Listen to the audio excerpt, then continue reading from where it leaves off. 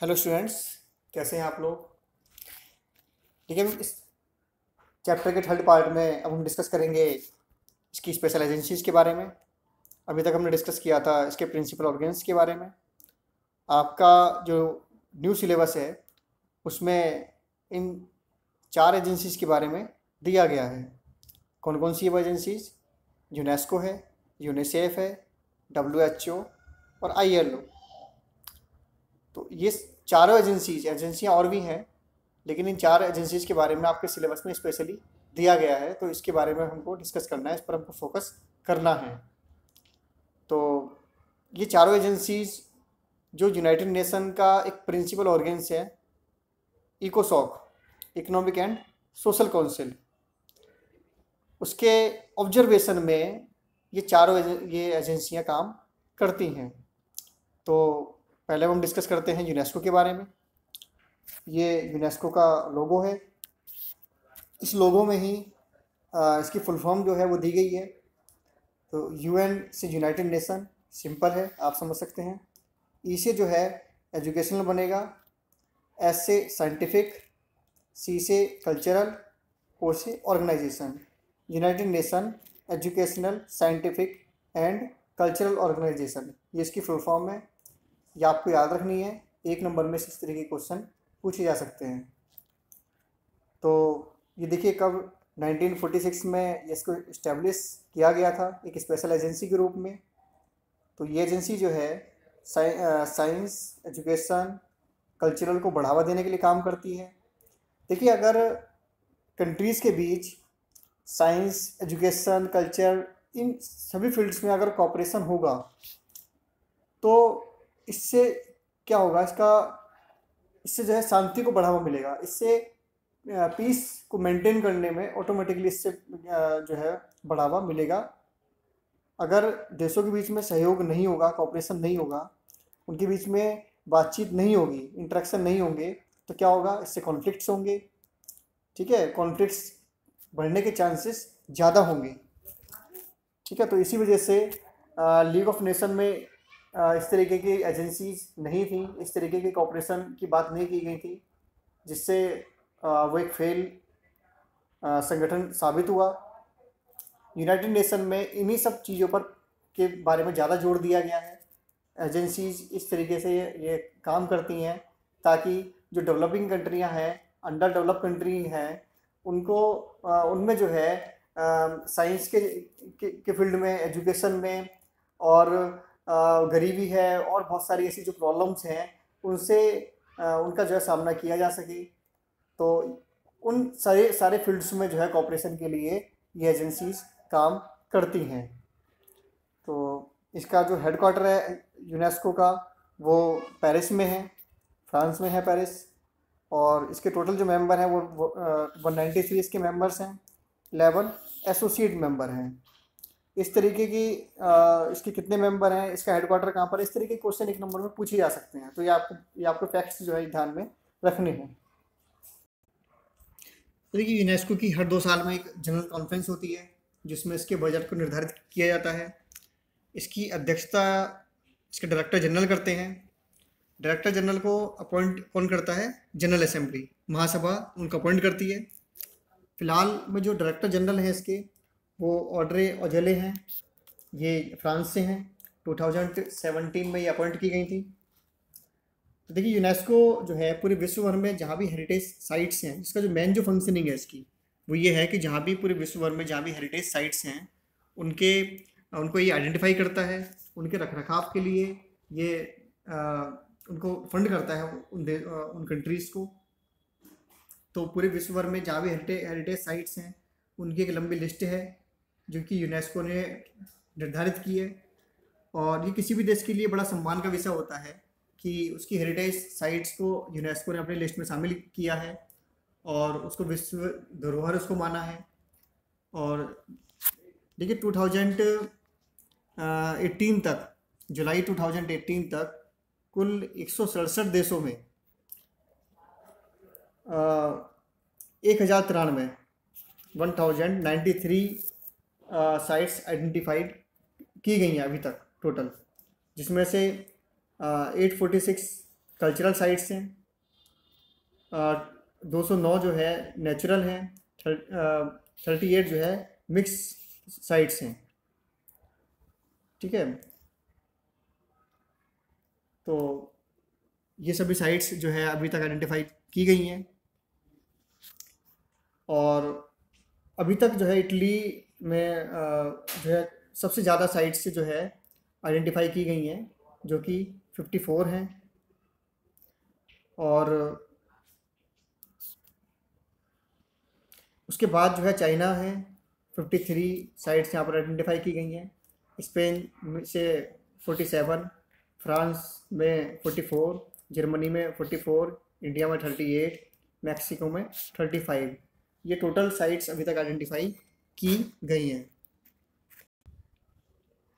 तो देखिए, भारत में कुल 38 साइट्स जो है वो आइडेंटिफाई की गई है, जिसमें से 30 जो है कल्चरल साइट है और 7 नेचुरल हैं, 1 मिक्स साइट है।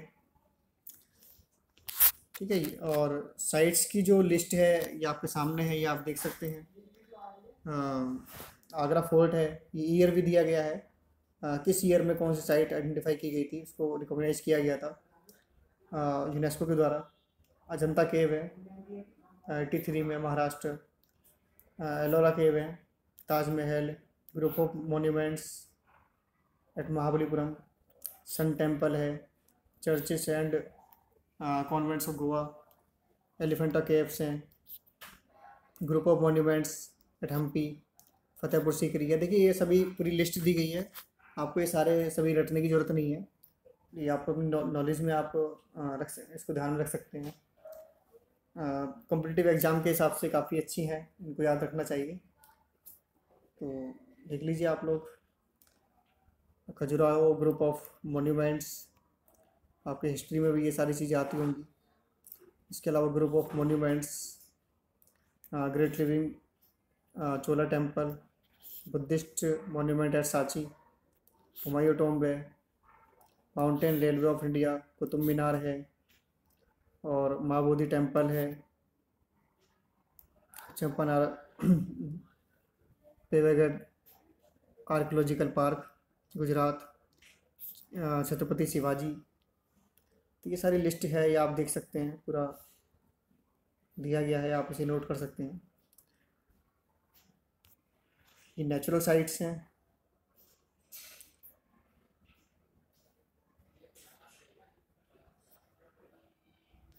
इसके अलावा ये मिक्स साइट है। देखिए, दूसरी स्पेशल एजेंसी यूनिसेफ है। आप इसके लोगों से ही आप इसको समझ सकते हैं। ये चाइल्ड और मदर को इसमें दिखाया गया है। और यूनिसेफ जो है वो हेल्थ के लिए, न्यूट्रिशन के लिए काम करता है। ये एक इंटर गवर्नमेंटल हेल्प से ये अपने काम करता है। ठीक है, जो देश की जो सरकारें हैं, जो राष्ट्रों की सरकारें हैं, उनकी हेल्प से, उनके कोऑर्डिनेशन से अपने काम करता है। और हेल्थ न्यूट्रिशन के अलावा ये बच्चों की एजुकेशन के बारे में, उनके जनरल वेलफेयर के बारे में, ठीक है, ये हेल्प करता है। ठीक है, 1946 में इसको इस्टेब्लिश किया गया था। क्यों इस्टेब्लिश किया गया था उस टाइम पर? देखिए, जो सेकेंड वर्ल्ड वार हुआ था उसमें काफ़ी बच्चे, महिलाएं काफ़ी जो है उससे जो प्रभावित हुए थे। तो ये ख़ास तौर पर बच्चों के लिए इसको बनाया गया था कि जो सेकेंड वर्ल्ड वार में जो बच्चे प्रभावित हुए हैं सेकेंड वर्ल्ड वार से, उनके रिहेबिलिटेशन के लिए एक इमरजेंसी फंड बनाया गया था। तो इसकी फुल फॉर्म इसी वजह से इसको यूनिसेफ नाम दिया गया था, क्योंकि यूएन से हुआ यूनाइटेड नेशन, आई से बनेगा इंटरनेशनल, सी से चिल्ड्रन, और ई से इमरजेंसी, और एफ से फंड। तो इस तरीके से यूनिसेफ ये बनाया गया था, इसकी फुल फॉर्म ये बनती है। इसके बाद 1953 में ये यूनाइटेड नेशन का एक परमानेंट पार्ट बन गया, और इसके नाम को शॉर्ट रूप देकर यूनाइटेड नेशन चिल्ड्रन फंड कर दिया गया। ठीक है, यूनाइटेड नेशन चिल्ड्रन फंड इसको कर दिया गया, लेकिन शॉर्ट में इसे आज भी यूनिसेफ के नाम से ही इसको जाना जाता है। तो देखिए, ये बच्चों के अधिकारों के लिए, उनकी सिक्योरिटी के लिए, उनकी बेसिक नीड्स फुलफ़िल हो सके, ताकि वो अपने पोटेंशियल को ज़्यादा से ज़्यादा एक्सपेंड कर सके, बढ़ावा दे सके, इसके लिए काम करता है। इसके अलावा 1989 में चिल्ड्रंस के राइट्स के लिए कन्वेंशन पास किया गया था। उस कन्वेंशन से ये गाइड होता है यूनिसेफ। इसके अलावा ये बच्चों के प्रति नैतिक सिद्धांतों, उनके व्यवहार के लिए जो इंटरनेशनल स्टैंडर्ड हैं, अंतर्राष्ट्रीय जो मानक हैं, उनके निर्धारण के लिए भी काम करता है। 1965 में से promotion of brotherhood among the nation, इसके लिए इसको शांति का नोबेल पुरस्कार इसको दिया गया था। देखिए, ये इसका हेडक्वार्टर है जो कि न्यूयॉर्क में है, और इसके पूरे वर्ल्ड में करीब 190 देशों में ये काम कर रहा है। और इसके अलावा पूरे वर्ल्ड वाइड इसके 7 रीजनल ऑफिस हैं। 7 रीजनल ऑफिस कहाँ पर हैं? ये पनामा में हैं, Geneva, Bangkok, Nairobi, Amman, Kathmandu, Dhaka, इन सभी जगहों पर इसके ये रीजनल ऑफिसेस हैं। इन्हें आप नोट कर सकते हैं, सभी को याद करने की ज़रूरत नहीं है।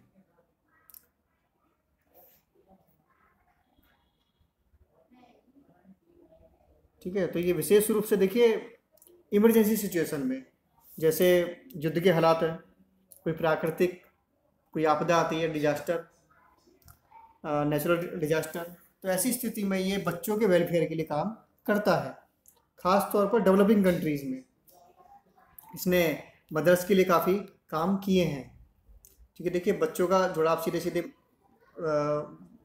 उसकी माँ से होता है, और बच्चों के जन्म से लेकर, ठीक है, जन्म से लेकर जो है करीब 6 साल तक की उम्र तक के बच्चों के लिए काफ़ी उनके लिए जो है सिक्योरिटी, या काफ़ी उनके जो न्यूट्रिशन है ना, उनके लिए बहुत ज़्यादा उनकी जो है केयर की ज़रूरत होती है।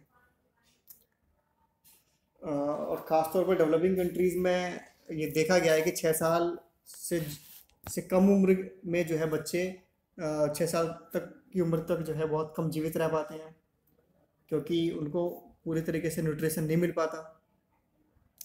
तो उसके लिए ये काम करता है। तो इसने देखिए 1980 में इसने वुमेंस के लिए डेवलपमेंटल प्रोग्राम इसने चलाया, और इसके अलावा बच्चों एवं माताओं के लिए इसने जो स्वास्थ्य, उनके इम्यूनाइजेशन के लिए इसने काफ़ी काम किए हैं। इसके अलावा देखिए उसके जो अदर जो वर्क है, child development and nutrition, child protection, education, child environment, polio reduction, reproductive and child health, इन सभी फील्डों में इसके काफ़ी जो है काम रहे हैं। चिल्ड्रन एंड एड्स को लेकर social policy, planning, monitoring, evaluation, advocacy and partnership, behaviour change, communication, emergency, preparedness and response, इन सभी फील्ड्स में इसके काफ़ी काम रहे हैं। देखिए, यूनिसेफ का जो एडमिनिस्ट्रेटिव स्ट्रक्चर है वो गवर्न होता है इसके एग्जीक्यूटिव बोर्ड के द्वारा, जिसमें कुल 36 मेंबर्स होते हैं। ये सभी मेंबर 3 साल के लिए यूनाइटेड नेशन की जो इकोनॉमिक एंड सोशल काउंसिल है, जो हमने 6 प्रिंसिपल्स में से पढ़े थे, उसमें से जो इकोनॉमिक एंड सोशल काउंसिल है उसके द्वारा चुने जाते हैं। तो देखिए, इतने सारे जो ये वर्क करता है, इस सब के लिए पैसा कहाँ से आता है? इस सब के लिए पैसा आता है वॉलंटियर कंट्रीब्यूटर से, स्वैच्छिक योगदान से। पूरे विश्व भर के लोग जो है NGO हैं, इसको फंड अवेलेबल कराते हैं। इसके अलावा 1/3 पार्ट जो है इसको जो नेशनल कमेटीज़ हैं वहाँ से मिलता है। इसके अलावा कॉरपोरेशंस हैं, सिविल सोसाइटीज़ ऑर्गेनाइजेशंस हैं, और करीब दुनिया भर के 6 मिलियन लोग 6 मिलियन लोग इसको जो है फंड अवेलेबल कराते हैं। तो ये आप खुद समझ सकते हैं कि किस प्रकार से लोग इसको सपोर्ट करते हैं इसके अच्छे कामों के लिए। देखिए, भारत में भी यूनिसेफ ने काफ़ी अच्छे काम किए हैं। भारत में ये 1949 से ये काम कर रहा है। शुरुआत में 3 लोगों से इसने काम करना शुरू किया था, और उसके 3 साल बाद इसने दिल्ली में एक अपना ऑफिस इस्टेब्लिश किया, और प्रेजेंट में ये 16 स्टेट्स में ये जो है काम कर रहा है भारत के बच्चों के अधिकारों के लिए। और भारत सरकार की जो ministry of women and child development है, उसके साथ मिलकर ये काम करता है। देखिए, किसी भी कंट्री में जो वहाँ की जो गवर्नमेंट है और उससे उसका जो कंसर्न जो डिपार्टमेंट है उसको इससे अटैच कर दिया जाता है, ताकि एक अपना काम जो है एफिशिएंटली कर सके। और 2011 इसके अलावा जो है 2011 के जो सेंसस में जो है जेंडर बेस पर डाटा कलेक्शन में इसने काफ़ी हेल्प की, ताकि जेंडर बेस पर डाटा कलेक्ट हो सके, और इसके हेल्प से जो है बच्चों के लिए, महिलाओं के लिए प्रोग्राम्स चलाए जा सकें। इसके अलावा आप सभी जानते हैं कि भारत में जो है पोलियो का जो कार्यक्रम है वो बड़े ज़ोर शोर से चलाया गया, और तो इसके लिए भी यूनिसेफ की हेल्प से भारत में इसको जो है चलाया गया था। 2012 में पोलियो को जो है भारत से जड़ से ख़त्म किया जा चुका था, जिसका क्रेडिट हम कह सकते हैं यूनिसेफ को जाता है।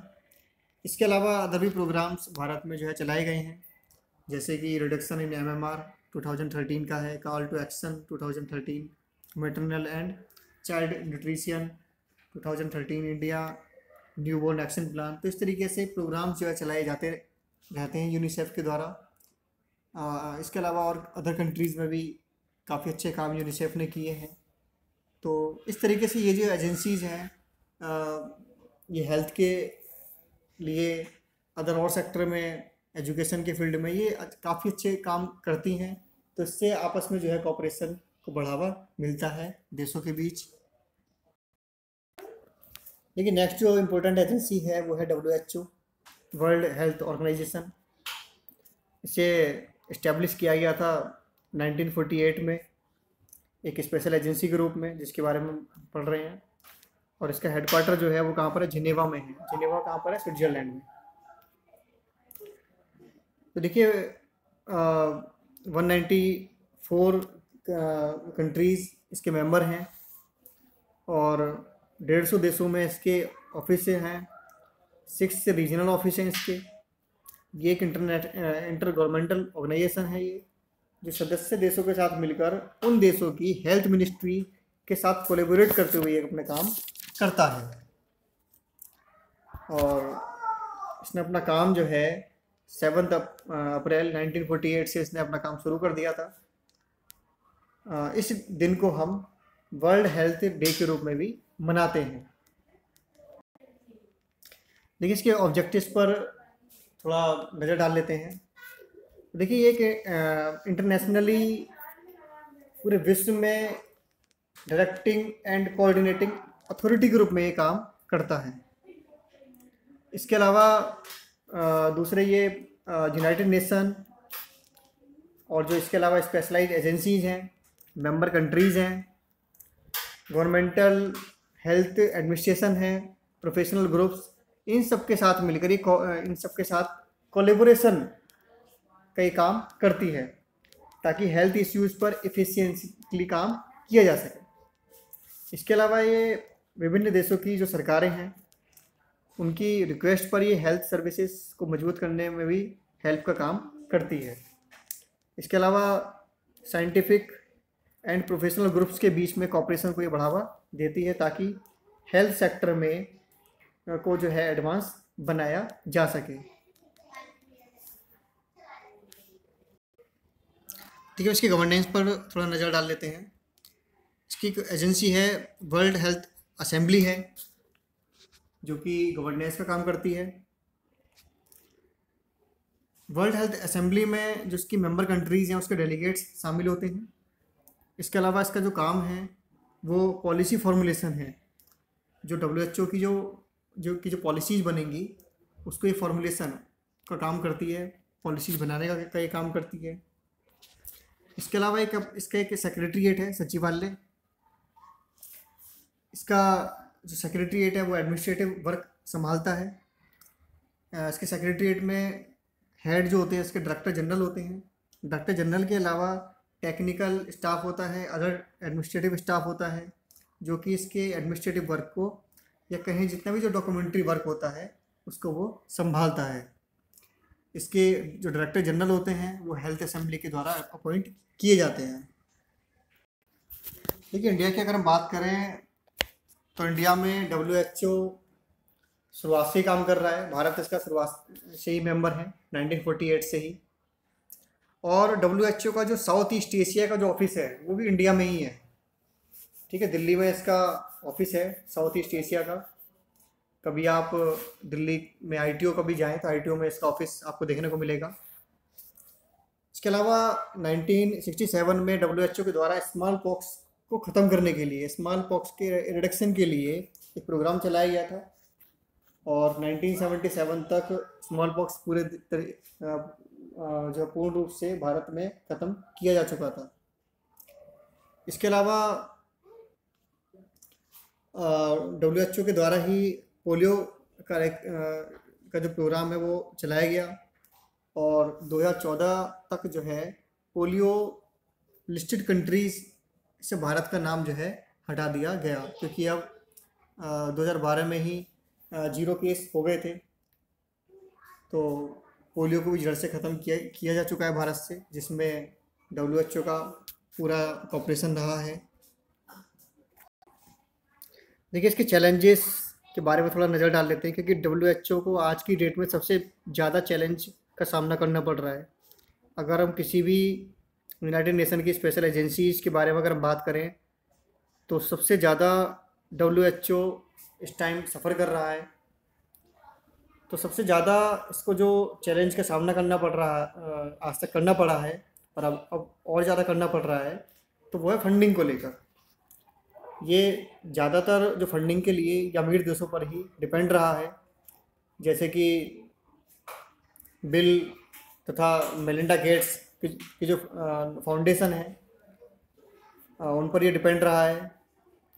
और इस तरीके से इनसफिशिएंट फंडिंग की वजह से ये अपने स्ट्रक्चर, अपने स्टाफ को भी मेंटेन नहीं कर पा रहा है। तो अभी हाल में जिस तरीके का क्राइसिस चल रहा है, WHO के बारे में आप लोग सभी जानते हैं। WHO को किस प्रकार आलोचना का शिकार होना पड़ रहा है। अमेरिका ने सीधे आरोप लगाए हैं WHO पर कि WHO ने चीन को गलत तरीके से सपोर्ट किया है। इसके अलावा अमेरिका ने चीन पर भी आरोप लगाए हैं कि उसने ये जो COVID-19 है, कोरोना वायरस है, इसको जानबूझकर उसने फैलाया है चीन ने। और उसके इस काम में WHO का भी साथ जो है चीन को रहा है। इस तरीके के एलिगेशंस अमेरिका के द्वारा लगाए गए हैं और इसी के साथ में उसने इसकी फंडिंग पर भी रोक लगा दी है। और यहाँ तक कि अमेरिका ने WHO को की जो मेंबरशिप है उसको भी छोड़ने की बात कर दी कि वो इसकी मेंबरशिप छोड़ रहा है और इस संगठन में वो वापस कभी नहीं आएगा, बल्कि नया संगठन बना लेगा। उसने इस तरीके की बातें की हैं।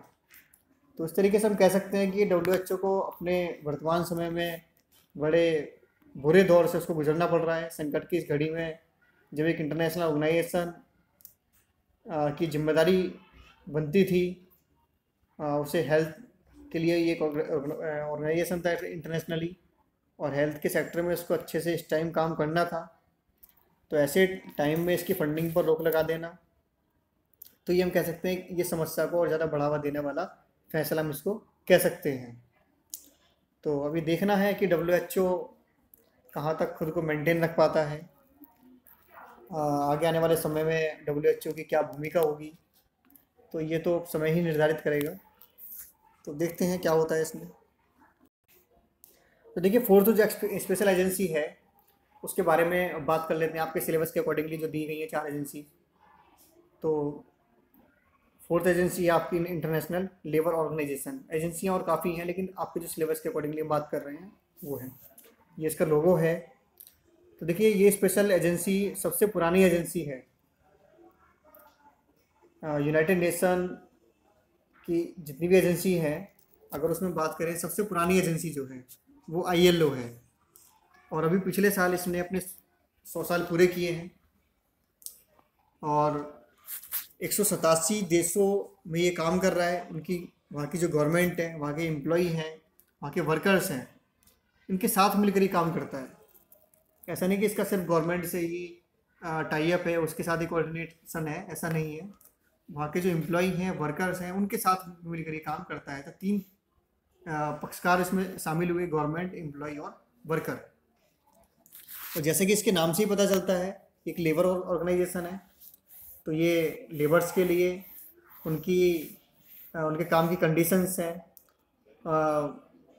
स्टैंडर्ड हैं, उनके लिए जो है पॉलिसी बनाना का ये काम करता है। इसके अलावा महिलाओं को, पुरुषों को समान वेतन मिले, उनके वर्किंग कंडीशन अच्छी हों, उनका वर्कर्स का कोई एक्सप्लॉयटेशन ना कर सके, ये सब के लिए काम करता है। देखिए, इसका इस्टेब्लिशमेंट जो है वो ट्रीटी ऑफ वर्सैलिस, आपने सुना होगा, हिस्ट्री में आपने पढ़ा होगा, वर्साई की संधि, इसके द्वारा इसका इस्टेब्लिशमेंट किया गया था 1919 में, 1919 में। और जो लीग ऑफ नेशन था, यूनाइटेड नेशन से पहले वाला जो ऑर्गेनाइजेशन उन्होंने बात की थी, उसकी एक एफिलिएटेड एजेंसी के रूप में इसने काम किया था। 1946 में इसको स्पेशलाइज्ड एजेंसी के रूप में इसको यूनाइटेड नेशन का हिस्सा इसको बनाया गया। इसका हेडक्वार्टर जो है वो जिनेवा में है। जिनेवा कहाँ पर है? स्विट्जरलैंड में।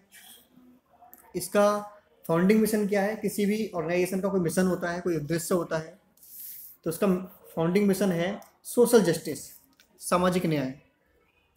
ठीक है, तो जो कि पूरे यूनिवर्स के लिए पीस को मेंटेन रखने के लिए एसेंशियल है, ज़रूरी है। इसके अलावा ये ह्यूमन राइट्स और लेबर राइट्स के प्रमोशन के लिए भी इसने काफ़ी काम किए हैं। इसके अलावा इसके फंक्शनिंग रही हैं, जो इसके काम रहे हैं, उससे इसके लिए इसको 1969 में इसको नोबेल प्राइज़ भी इसको मिल चुका है। ठीक है, पीस के इम्प्रूवमेंट के लिए, for improving peace among classes. ठीक है, जो क्लासेस हैं उनके बीच में जो है पीस को इम्प्रूव करने का इसने काम किया है। Pursuing decent work and justice for workers के जस्टिस के लिए इसने काम किए हैं। इसके अलावा इसने providing technical assistance to other developing nations, technical assistance का इसने को जो प्रोवाइड करने का इसने काम किया है डेवलपिंग कंट्रीज़ को। तो इन सारे फील्ड्स में इसको नोबेल प्राइज़ मिला है। इसके अलावा इसके और भी काफ़ी महत्वपूर्ण जो है काम इसके रहे हैं, जैसे कि इसने ग्रेट डिप्रेशन, महामंदी के दौरान इसने काफ़ी अच्छे काम किए हैं। और इसके अलावा डिकोलोनाइजेशन का जो प्रोसेस है, अभी उपनिवेशीकरण का जो प्रोसेस था, उसके दौरान इसने जो लेबर्स के जो राइट्स थे उनके लिए काफ़ी काम इसने किए। इसके अलावा इसने पोलैंड में ट्रेड यूनियन को बनाने के लिए भी काफ़ी काम किया। इसके अलावा साउथ अफ्रीका में जो रंग भेद की जो नीति थी उसको ख़त्म कराने के लिए भी इसने काम किया। और आज भी एक जो ग्लोबलाइजेशन का जो दौर है, जिसमें MNCs का जो रोल प्ले है काफ़ी बढ़ गया है। जो डेवलप कंट्रीज़ हैं या वर्ल्ड में जो ऑर्गेनाइजेशन है, IMF है, वर्ल्ड बैंक है, तो इस सब के दौर में जो डेवलपिंग कंट्रीज़ को जिन प्रॉब्लम्स का सामना करना पड़ रहा है, तो उस सब में जो एथिकल और प्रोडक्टिव जो फ्रेमवर्क है उसकी दिशा में भी काफ़ी अच्छे काम कर रहा है। देखिए, जो इसका स्ट्रक्चर है ILO का, उसमें थोड़ा देख लेते हैं। तो इसकी देखिए मेन जो 3 जो बॉडीज़ हैं उसके थ्रू ये काम करता है। गवर्नमेंटल और एम्प्लॉयज़ जो हैं, वर्कर्स के जो रिप्रेजेंटेटिव्स हैं वो उसमें शामिल होते हैं। इसके अलावा इंटरनेशनल लेबर कॉन्फ्रेंस है, इसमें इंटरनेशनल लेबर स्टैंडर्ड, अंतर्राष्ट्रीय श्रम मानक और पॉलिसीज़ जो नीतियां हैं उनको निर्धारित करने का ये काम करता है। ठीक है, इंटरनेशनल लेबर स्टैंडर्ड बनाना और पॉलिसीज़ बनाना, ये इसका काम है। उसको इनके फॉर्मुलेशन के लिए ये काम करता है। इसकी बैठक जो है इंटरनेशनल लेबर कॉन्फ्रेंस की साल में एक बार होती है जिनेवा में, जिसे इंटरनेशनल पार्लियामेंट ऑफ लेबर, अंतर्राष्ट्रीय श्रम संसद के रूप में जाना जाता है। इसके अलावा जो इसकी सेकंड जो मेन जो बॉडी है वो है गवर्निंग बॉडी। गवर्निंग बॉडी में ILO की ये एक एग्जीक्यूटिव काउंसिल है। ये जो गवर्निंग बॉडी है ये ILO की एग्जीक्यूटिव काउंसिल है। इसकी मीटिंग साल में 3 बार होती है, जिनेवा में ही होती है। इसके अलावा जो थर्ड बॉडी है वो है इंटरनेशनल लेबर ऑफिस। ये एक परमानेंट सेक्रेटरीट है ILO का। इसके अलावा रीजनल मीटिंग्स भी ILO के मेंबर करते रहते हैं पीरियडिकली। जो रीजन्स की स्पेशल इंटरेस्ट हैं उसके बारे में डिस्कस करते हैं या उसको एग्जामिन करने के लिए ये काम करते हैं।